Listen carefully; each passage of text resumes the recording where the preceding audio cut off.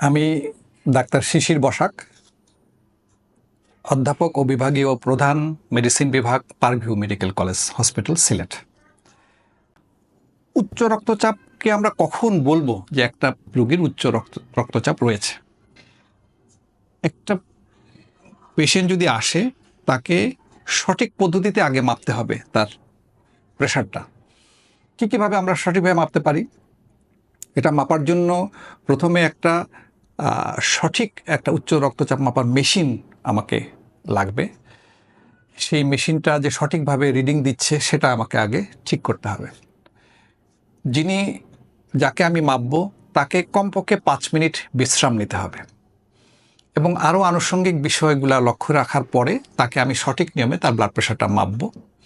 Blood pressure তার পরপর 3 বার মাপতে হবে, 2-3 মিনিট ব্যবধানে। শেষের দুটোর আমরা গড় নিব, গড় নিয়ে সেটা হচ্ছে তার ব্লাড প্রেশার।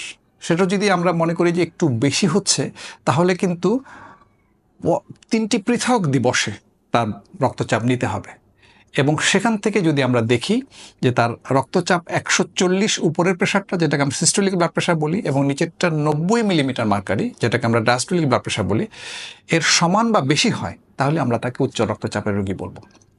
অর্থাৎ কারো যদি পারসিস্টেন্টলি আমরা বলি, ক্রমাগতভাবে তার ব্লাড প্রেশারটা একটা সময়ের ব্যবধানে এবং রিপিটেড ব্লাড প্রেশার মেজারমেন্টে যদি তার ব্লাড প্রেশারটা 140-90-এর বেশি থাকে, তাহলে আমরা উচ্চ রক্তচাপ রোগী হিসাবে তাকে আমরা বলবো যে তার উচ্চ রক্তচাপ রয়েছে। এখন এই উচ্চ রক্তচাপ যখন আমরা একটা রোগীর ক্ষেত্রে বললাম যে তার উচ্চ রক্তচাপের রোগী, তখন তার চিকিৎসা শুরু করে দিতে হবে। এটা একজন ডাক্তারের তত্ত্বাবধানে শুরু হবে। যদি তার অন্যান্য ঝুঁকিপূর্ণ অবস্থাগুলি বিচার বিশ্লেষণ করে ওষুধপত্র শুরু করার দরকার পড়ে, তাহলে তিনি ওষুধপত্র শুরু করবেন। তবে এই কথা সবচেয়ে গুরুত্বপূর্ণ যে প্রত্যেক উচ্চ রক্তচাপ রোগীরই কিন্তু জীবনযাপন পদ্ধতির পরিবর্তনের জন্য তাকে তৈরি হতে হবে। আমি সংক্ষেপে জীবনযাপন পদ্ধতি পরিবর্তনগুলো কি করলে পরে উচ্চ রক্তচাপের প্রতিরোধ করা যায় বা যার উচ্চ রক্তচাপ রয়েছে তার চিকিৎসাটাও করা যায়, সেটা সম্পর্কে আমি কিছু বলবো।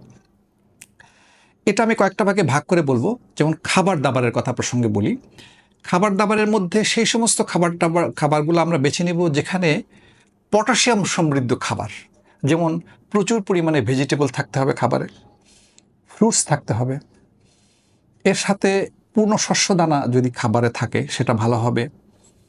প্রাণীজ চর্বি যতটা পারা যায় কমিয়ে নেওয়াটা ভালো, ফাস্টফুড বর্জন করাটা ভালো, এবং সোডিয়াম কন্টেন্ট অর্থাৎ সল্ট, লবণ, পাতে এক্সট্রা লবণ খাওয়া যাবে না।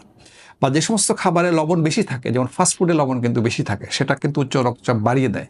সে খাবারগুলি আমরা যতটা সম্ভব বর্জন করার চেষ্টা করব।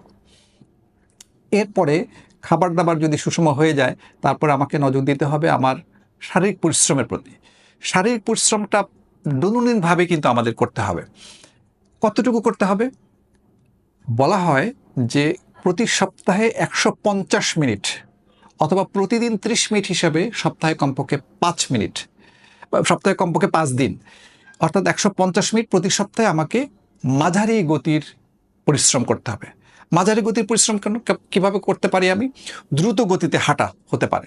যেমন ধরা যাক, একজন মানুষ যদি সমতলে হেঁটে যায়, সে যদি 100 ফুটস্টেপ প্রতি মিনিটে হাঁটে, প্রতি মিনিটে 100টা করে পদক্ষেপের বেশি হয়, তাহলে আমরা মোটামুটি বলতে পারি এটা একটা মাঝারি মাত্রার হাঁটা।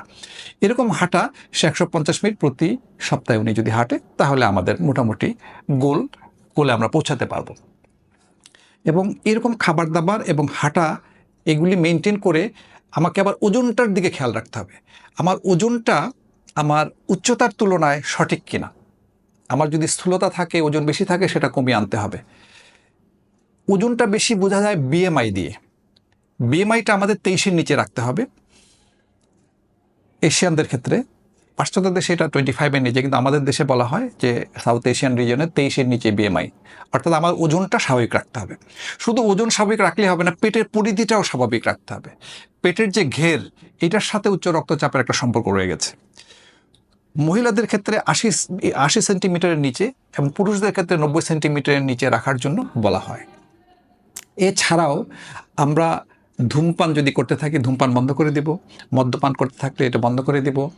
এবং আমরা একটা রিল্যাক্সড লাইফস্টাইলে অভ্যস্ত হওয়ার চেষ্টা করব, আমাদের স্ট্রেস রিডাকশন, ভালো ঘুম যেন হয় সেদিকটাও আমরা দেখব। যদি আমরা যে কথাগুলো বললাম এই সম্পূর্ণ লাইফস্টাইলগুলো যদি আমরা মেনটেন করি, দেখা যায় যে প্রচুর রোগীদের ক্ষেত্রেই অল্প ওষুধে বা বিনা ওষুধেই কিন্তু আমরা ব্লাড প্রেশার কমিয়ে নিয়ে আসতে পারি।